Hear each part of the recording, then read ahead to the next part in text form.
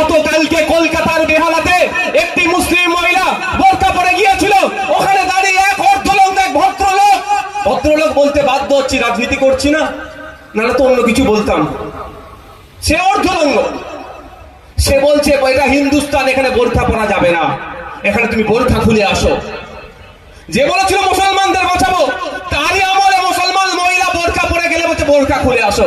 সংবিধানের 25 নম্বর ধারাটা খুলে দেখে নিন।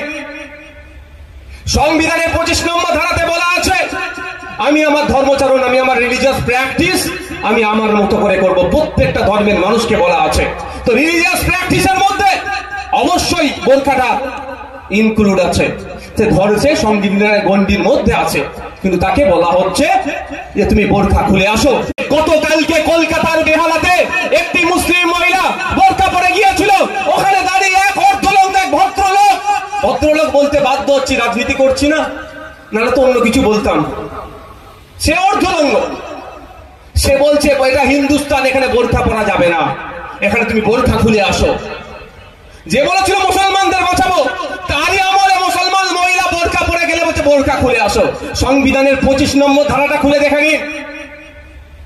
সংবিধানের 25 নম্বর ধারাতে বলা আছে, আমি আমার ধর্মচারণ, আমি আমার রিলিজিয়াস প্র্যাকটিস আমি আমার মতো করে করব। প্রত্যেকটা ধর্মের মানুষকে বলা আছে।